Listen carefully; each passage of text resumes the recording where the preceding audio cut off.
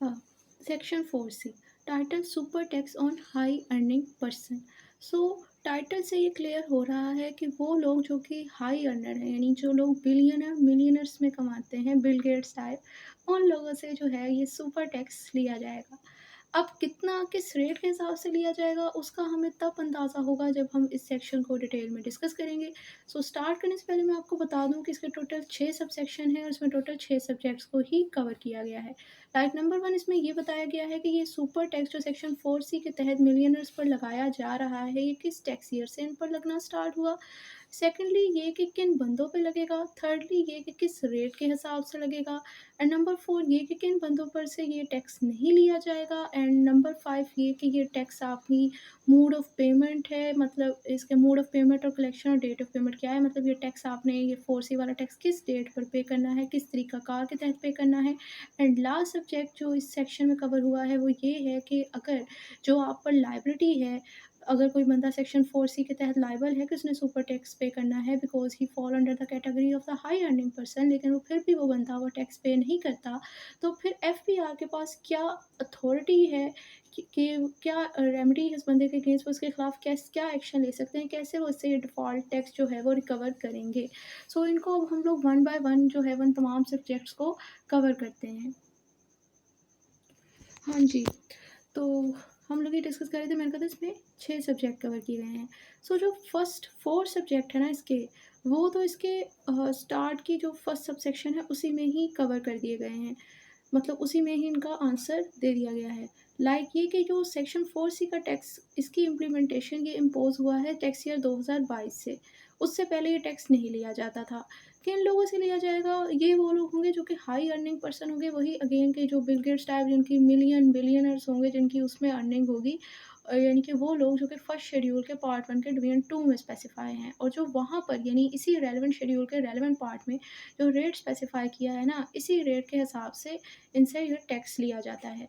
जो कि रेट क्या है, ये इसको मैं आपके साथ डिस्कस करती हूँ, लेकिन इससे पहले इसकी एक्सेप्शन देख लें कि ये जो टैक्स है ना सेक्शन 4C का, ये बैंकिंग कंपनी से नहीं लिया जाएगा, लेकिन ये एक्सेम्पशन, ये छूट इन्हें सिर्फ़ तब हासिल थी जो कि टैक्स ईयर 2022 तक। अब 2022 तक से में इनसे ये टैक्स नहीं लिया गया, ऑनवर्ड जो टैक्स ईयर हैं उनमें इनसे भी लिया जाएगा कि अगर तो ये हाई अर्निंग पर्सन की कैटेगरी में फ़ॉल करेंगे।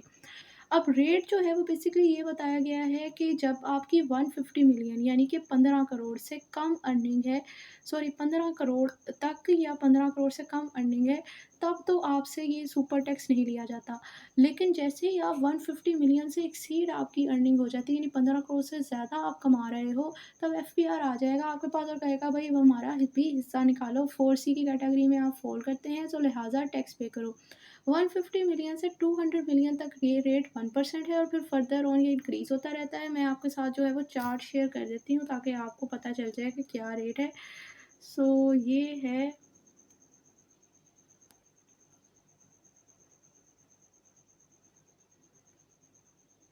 ये शो आपको हो रहा होगा कि जब आपकी इनकम 150 मिलियन से एक्सीड नहीं कर रही, यानी कि 150 मिलियन यानी 15 करोड़ तक है, तब 0%, लेकिन जैसे ही 150 से एक्सीड हो जाएगी लेकिन 200 से एक्सीड नहीं करेगी तो 1%। ये फर्दर ये है कि जब आपकी इनकम, आप देख सकते हो कि ये 1% 1.5 इनकम के लिहाज से है, लेकिन मेन जो है वो कह रहे हैं कि जब 500 मिलियन से बढ़ जाएगी ना, तब 10% इनकम के ऊपर 10% कांस्टेंट हो जाएगा।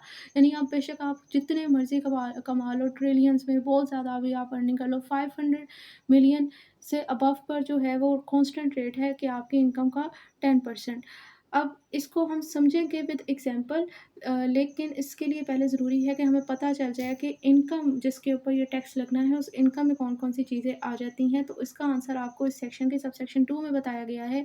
अगर तो किसी ने सेक्शन 4B को अच्छे से समझा है, उसको आपने रीड कर लिया है, तो तब आपके लिए सेक्शन को समझना, इस वाले सेक्शन को समझना मुश्किल है ही नहीं, क्योंकि इसमें जस्ट रेट का फ़र्क है और जिन पर्सन पे टैक्स लग रहा है और पर्पस का फ़र्क है। इन 3 चीज़ों का और ईयर ऑफ इम्प्लीमेंटेशन का फ़र्क है। इन 3-4 चीज़ों का फ़र्क है, अदरवाइज़ इनमें कोई ख़ास फ़र्क नहीं है। सो इनकम की अगर हम बात करें जिसके ऊपर सुपर टैक्स लगना है, वो इन फॉलोइंग चीज़ों का मिक्सचर कॉम्बिनेशन जो है वो आपकी इनकम होगी और उस इनकम के ऊपर आपसे 4C का टैक्स लिया जाएगा। लाइक आपकी profit on dividend, capital gain, brokerage और कमीशन, और जो सेक्शन 9 के अंदर जो आपकी टैक्सेबल इनकम है वो। लेकिन जब आपने वो टैक्सेबल इनकम को कैलकुलेट करना है तो उस टाइम आपको जो ये क्लाउज़ आई नहीं, प्रॉफिट ऑन डिविडेंड और कैपिटल गेन, ये वाली इनकम को आप एग्ज़ाम्प्ट कर सकते हो उसको कैलकुलेट करते हुए। इसी तरह अगर आपका कोई लॉस वगैरह हो चुका है बिज़नेस में या किसी एसेट की वैल्यू कम हो रही है, वो तो डेप्रिसिएशन को की जो है उसको भी आप एक्सपेंसेस को उसमें से आप अपनी टैक्सेबल इनकम को कैलकुलेट करते हुए माइनस कर सकते हो। इसी तरह जो इम्प्यूटेबल इनकम है, मैंने आपको अच्छे से समझा दिया था प्रीवियस वीडियो में कि इम्प्यूटेबल इनकम क्या होती है, इसलिए यहाँ पर मैं इसको एक्सप्लेन नहीं कर रही हूँ। इम्प्यूटेबल इनकम भी जो है वो आपकी इनकम में आती है। इसी तरह वो इनकम जो कि 4th, 5th, 7th, 8th schedule के तहत कैलकुलेट की जाती है, वो भी इनकम में आती है। लेकिन इसको कैलकुलेट करते वक़्त आपको जो भी बिज़नेस में कोई नुकसान हो गया है या कोई इंटेलेक्चुअल प्रॉपर्टी की वैल्यू कम हो रही है, यानी अमॉर्टाइज़ेशन हो रही है, या किसी एसेट की वैल्यू कम हो रही है, यानी डेप्रिसिएशन हो रही है, तो वो डिडक्शन अलाउ करना आपको अलाउ होता है उस इनकम को कैलकुलेट करते वक़्त। 4th, 5th, 7th और 8th शेड्यूल में बेसिकली ये बताया गया है कि जो पेट्रोलियम प्रोडक्ट के बिज़नेस में आप इन्वॉल्व होते हैं, इससे जो इनकम आपको आ रही है, जो इंश्योरेंस से आपको इनकम आ रही है, इसी तरह जो बैंकिंग कंपनी को इनकम आ रही है, सारी चीज़ें इसमें लिखी हुई हैं। अ, और जो है यानी इन तमाम चीज़ों का जो मिक्सचर है ना, इन तमाम इनकम का जो मिक्सचर है वो आपकी इनकम कहलाती है, और उस इनकम के ऊपर आपको 4C का टैक्स देना पड़ता है। अगर तो आप उस रेलेवेंट क्राइटेरिया से आपकी इनकम एक्सीड कर जाती है, यानी कि 15 करोड़ से ज़्यादा हो जाती है। लेट्स सपोज़ अब अगर इसकी एग्ज़ाम्पल देख लें कि अगर एक ABC कंपनी है और उसकी जो है वो 50 मिलियन आ रहे हैं उसको डिविडेंड से, और एक मतलब नहीं, आप ये देख फ़र्ज़ कर लें कि एक मिस्टर यूसुफ़ हैं, उनकी जो है काफ़ी हाई अर्निंग पर्सन है वो। लाइक उसकी एक कंपनी में उसके शेयर से उसे इनकम आ रही है, डिविडेंड आ रहा है 50 मिलियन का। इसी तरह जो है उसने एक प्रॉपर्टी सेल आउट की है जिसमें जो है वो ली उसने जिसमें उसे जो कैपिटल गेन आ रहा है वो 50 मिलियन है, यानी कि 1 करोड़, सॉरी, उसका 100 मिलियन तो हो गए। अब इसी तरह जो है वो 70 मिलियन का जो है उसको हो जाता है, उसकी टैक्सेबल इनकम है। तो वो 50-50 और 17 जो है वो कितना बना, 170 मिलियन। अब 170 मिलियन यानी कि 17 करोड़। अब उस 17 करोड़ पे रेट आपको पता है कि कितना है हमारे पास, 1%। अब अगर ये 17 करोड़ किस तरह है, पहले तो ये देखें ना कि 1 मिलियन में 10 लाख होते हैं। तो 170 मिलियन में, 1 मिलियन में 10 लाख हुए, 170 मिलियन में कितने लाख होंगे, कि आप कितने बनेंगे? तो आप इसको 1 लाख में 5 सिफ़र होते हैं, 10 लाख में 6 सिफ़र होते हैं। ये आप देख सकते हैं कि 17 करोड़ ही आंसर बना है। 17 करोड़ आंसर बन गया। अब चूँकि हमें पता है कि हमारी रेलेवेंट परसेंटेज कितनी है, हमारी रेलेवेंट परसेंटेज है 1% है। हाँ, क्योंकि 200 मिलियन से कम ही है, 1% परसेंटेज है। तो अब ज़ाहिर-सी बात है, ये क्या हो गया? कितना आया था, 17 करोड़।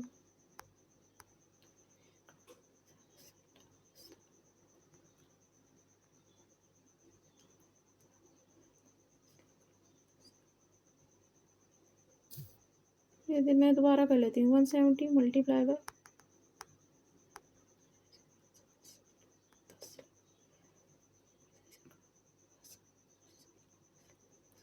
ये 17 करोड़ आपके पास है, 1% मुझे निकालना है।